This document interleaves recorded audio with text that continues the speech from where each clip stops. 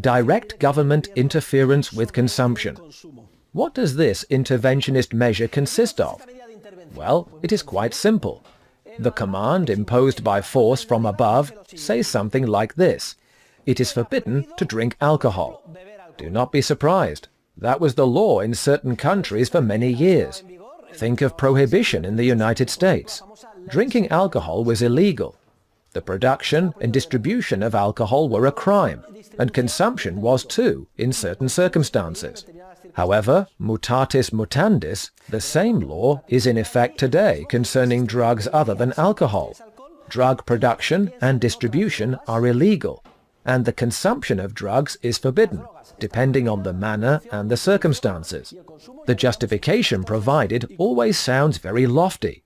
To justify prohibition in the United States, it was argued that drinking destroys alcoholics, and that alcoholism often places families in tragic situations.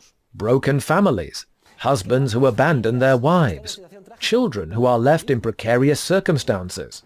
Clearly, such a harmful substance must be prohibited, and that is not to mention drugs or cocaine addicts or those who fall prey to heroin. Do we not all know someone whose life has been destroyed by drugs? Well, Papa State knows we are like children and do not know how to behave, so he forbids us to drink alcohol, or to take drugs, or to smoke. The damaging effects of smoking are quite clear. Objective studies show that smoking increases the risk of cancer. It causes lung cancer.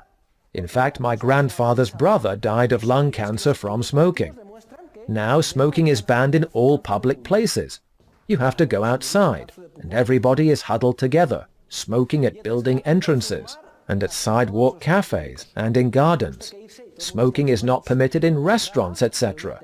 Therefore, passionate, ethical considerations and goals are always superior. And the mindset is, I know better than you, and since you are not capable of doing the right thing, I will impose it on you by force, whether you like it or not.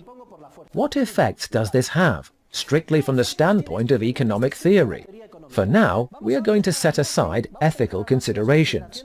That is, we will not ask to what extent a person is entitled to forcibly prohibit two adults from deciding to buy or sell a bottle of whiskey, drink it and get drunk, or to take drugs and the like. We will not go into these matters, though a lot could be said. We will analyze the effects solely from the standpoint of economic theory. Listen, unless mankind changes, as long as people keep getting bored and looking for ways to escape reality by having 1, 2, 3, 10, 20 or 30 drinks, or by shooting heroin or whatever, and this is as old as mankind itself, as long as there is a demand, if the production, distribution, and consumption of such substances are banned, a dramatic effect immediately appears. The production cost of the corresponding substances in the market, and in this case the black market, because it is illegal, skyrockets. As long as people want to keep drinking alcohol, as they did during Prohibition, they will have to pay a much higher price for it. This happens now because a dose of any drug is worth very little, but on the black market it is extremely expensive. Why? Because to the cost we must add that of producing and distributing the product outside the law. The first effect is that prices soar. The second effect is that the process of production, distribution, and consumption is criminalized. At that point, who takes care of producing and distributing the substances? The people most skilled at violating the law. That is, the process of production and distribution, up to the stage of consumption, is placed in the hands of mafias and criminals, and consumers come in contact with the world of crime. Furthermore, those criminals make a fortune. Because they are the most skilled at breaking the law, they sell the product outside the law at an exorbitant price, and that becomes a source of huge profits for them. Incidentally, it permits them to, in turn, corrupt the system, in order to somehow exercise a dominant influence and reach their goals. On top of that, they cannot turn to the regular law courts to resolve their conflicts. Listen, I want to file a suit against my mafia competitor because we agreed to split up the Salamanca district between us, and he has not kept to our agreement. So please, Your Honor, I want him to compensate me, because I am the one who distributes cocaine in this half of the district, and this guy is invading my territory. Please. Criminals do not have that option. So what do they rely on? Well, it is very simple. Gunshots and violence. And then there are people who are unable to handle drugs properly. And this is another of the most serious effects of prohibition. When people are dealing with a dangerous substance, and drugs are certainly dangerous, and I am not referring only to drugs like cocaine, heroin, and so on. These are very dangerous indeed. But alcohol is also a dangerous substance, and tobacco is as well.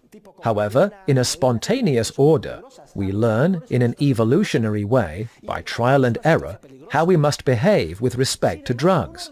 In an order of liberty, most human beings tend to learn how to handle them. In fact, in places where it is culturally acceptable to drink wine, we have learned how to drink wine. In the Mediterranean world, we know how to drink wine. We drink it with meals, and we know we can have 2 or 3 glasses of wine, and maybe a little more on weekends. And if we are at a wedding feast, then everyone knows it is a special day. There is nothing strange about this, and we have internalized it. And if you visit Northern Europe, you will find it different there too. When someone talks about alcohol there, it is as if they were talking about cocaine. Well, if I were up here pretending to sniff cocaine, everyone would start laughing. Some people would blush. What is the professor saying? Those comments people would make if I talked about cocaine here are the same comments my American students made when I brought up alcohol. In many parts of the United States, and by tradition in the English-speaking world, drinking alcohol is forbidden. It is regulated and permitted only in certain places and at certain times of day. They have not learned how to handle substances. Do you know what drinking means to young people in those areas of the United States? Drinking means taking a bottle of whiskey and downing it, glug, glug, glug, and then another, and then falling to the floor, vomiting, and in a drunken stupor. That is drinking. They have not learned, just as we have not learned to handle cocaine, since we are prohibited from entrepreneurially experimenting with it, chewing leaves or sniffing it to find our limits. But it is not only that. It is not only that production, distribution, and consumption are criminalized. It is not only that the possibility of experimenting as consumers and learning how to handle the substance is eliminated. It is also that the poor consumer, who for other reasons, the problems of life or an inner breakdown, becomes addicted, is also criminalized. And the person goes from being ill to being a criminal. If I am ill and dependent on drugs, and I need them to live, what do? Well, I hold up a pharmacy. I rob or kill to get my fix, when that drug dose could be obtained in a free market without robbing or killing anyone, and at a price that is a tiny fraction of what is charged now on the black market. It is not only that all of society is corrupted, as we are seeing, but that it is also corrupted from the standpoint of entrepreneurial creativity. Do you know how much effort, for instance, private pharmaceutical companies could have devoted to looking for drugs which have the effect consumers want, but not the harmful effects, physical and psychological dependence, etc.? Well, that is also prohibited. Experimenting with new substances is not permitted, and can be done only secretly in a laboratory. For years, I taught classes at the law school of the Universidad Complutense in Madrid. Many of my students were police officers, because there is a program in the police force through which officers who get a law degree are promoted. They invariably said the same thing to me. Professor, you are absolutely right. We spend most of our time fighting a losing battle when it comes to drugs. We become corrupted, and we destroy ourselves, families, drug addicts and producers, and so on, instead of devoting ourselves to defending life and property, and to keeping public order. There is a movie you have probably seen. I think it is called Traffic. You have seen it, right? Well, if not, look for it on the internet. You will see that it is not drugs, but their prohibition which destroys society. There is tremendous hypocrisy surrounding this issue, and the resulting loss, damage, and cost are also tremendous. Another movie you may have seen is called The Untouchables.